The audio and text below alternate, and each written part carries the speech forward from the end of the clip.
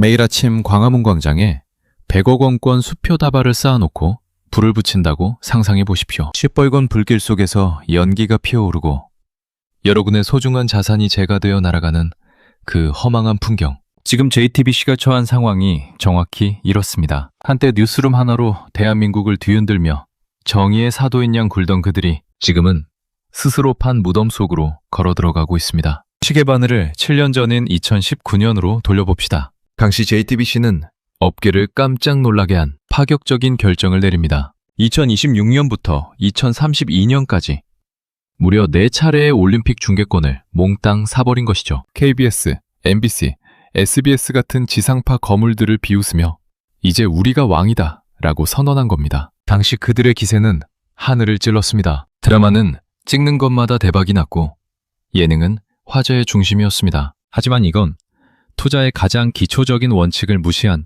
치명적인 실수였습니다. 주식시장에서 가장 위험한 순간이 언제인지 아십니까?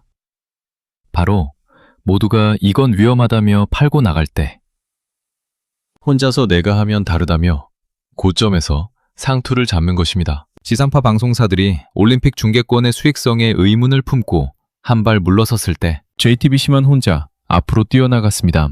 시장이 보내는 경고 신호를 읽지 못한 채 과거의 성공 공식이라는 환상에 취해 거액의 도장을 찍어버린 겁니다. 당시 내부에서는 방송 역사를 새로 썼다며 샴페인을 터뜨렸겠지만 사실 그 잔에 담긴 건 달콤한 술이 아니라 서서히 몸을 마비시키는 독이었습니다. 이제 JTBC 앞에는 13년 동안 이어질 지옥의 할부금 고지서가 놓여 있습니다. 취소할 수도 도망갈 수도 없는 이 잔혹한 계약이 어떻게 한 미디어 거물을 무너뜨리고 있는지 그 처참한 내부 사정을 알게 되면 여러분은 소름이 돋으실 겁니다. 여러분, 주식 투자를 할 때 가장 조심해야 할 단어가 무엇인지 아십니까?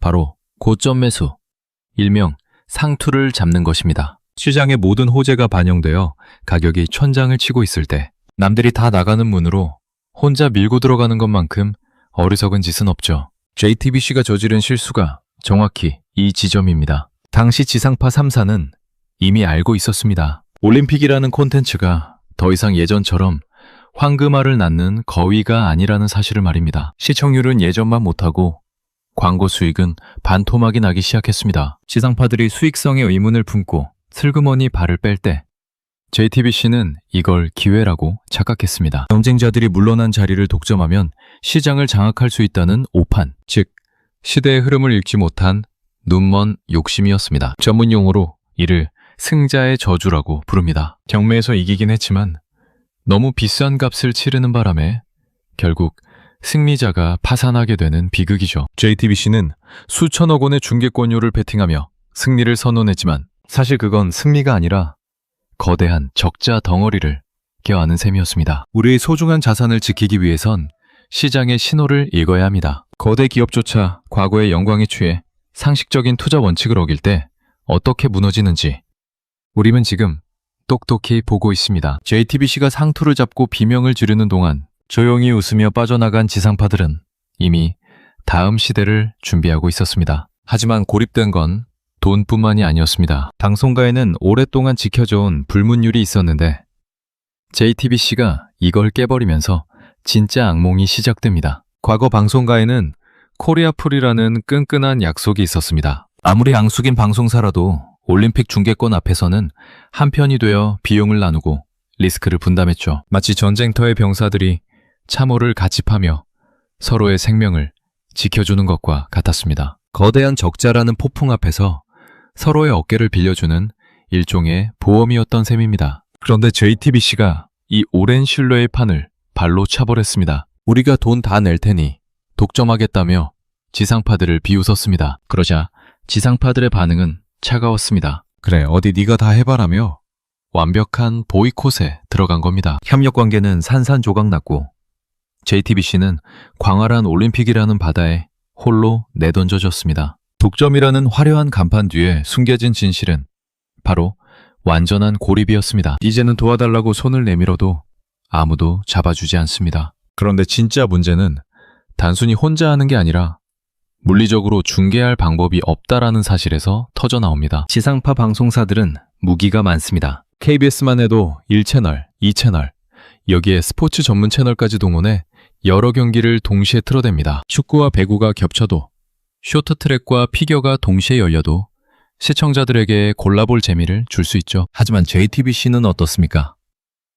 오로지 단일 채널 하나뿐입니다. 상품은 창고에 가득 쌓여 있는데 팔 수 있는 매대는 딱 하나뿐인 꼴입니다. 쇼트트랙 금메달 결정전을 중계하는 동안 다른 경기장에서 터지는 극적인 역전승은 포기해야 합니다. 시청자들은 채널을 돌리고 JTBC는 비싼 돈 주고 산 콘텐츠를 쓰레기통에 버려야 하는 상황이죠. 뒤늦게 지상파에 원가 이하로 줄 테니 제발 좀 사달라라고 읍소해봐도 돌아오는 건 차가운 비웃음뿐입니다. 팔고 싶어도 살 사람이 없는 이 지독한 유동성의 함정. 하지만 이보다 더 무서운 건 아예 TV 앞을 떠나버린 시청자들의 차가운 등입니다. 냉정하게 말해봅시다. 여러분은 마지막으로 TV 앞에 앉아 올림픽 경기를 처음부터 끝까지 본 게 언제입니까? 이제 누가 밤을 새워가며 생중계를 기다립니까?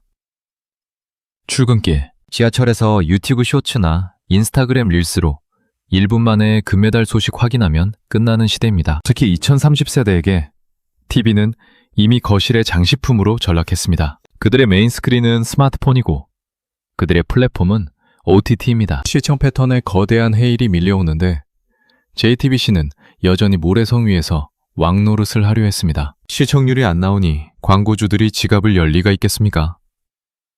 TV 광고, 그거 누가 봐요? 라는 비웃음이 광고업계의 주류가 됐습니다. 플랫폼의 변화를 읽지 못한 대가는 이토록 혹독합니다. 수입은 조졸 흐르는데 지출은 폭포처럼 쏟아지는 이 잔혹한 수치들을 직접 들여다보면 여러분은 경악하실 겁니다. 수천억 원이 증발한다는 게 실감이 안 나시나요?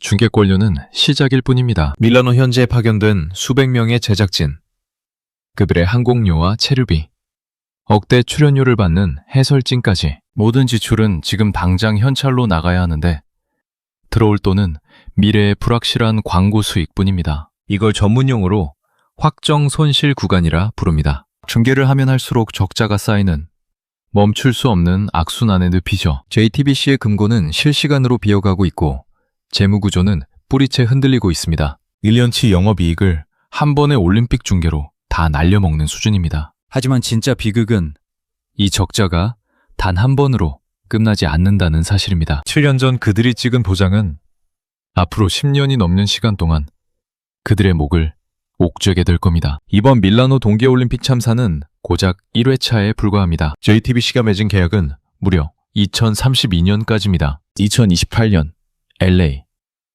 2030년 프랑스, 2032년 브리즈번까지 벗어날 수 없는 지옥의 할부금 고지서가 3장이나 더 남아 있습니다. 갈수록 상황은 악화될 겁니다. TV 시청률은 더 떨어질 것이고 광고 시장은 더 쪼그라들겠죠. 마치 빠져나오려 발버둥 칠수록 더 깊이 빠져드는 늪에 스스로 발을 들인 셈입니다.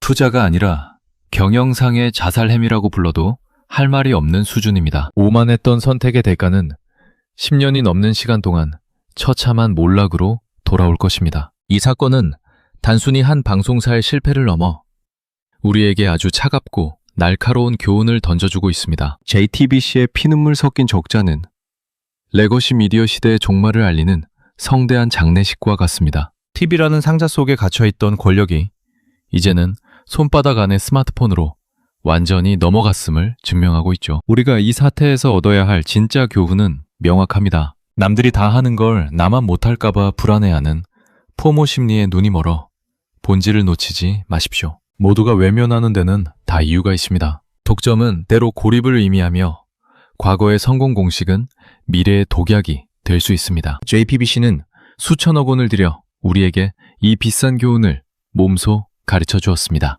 여러분의 자산과 미래를 설계할 때 이들의 처참한 실패를 반드시 기억하시기 바랍니다. 시대의 흐름을 읽지 못하는 자에게 시장은 결코 자비를 베풀지 않습니다. 끝까지 들어주셔서 감사합니다.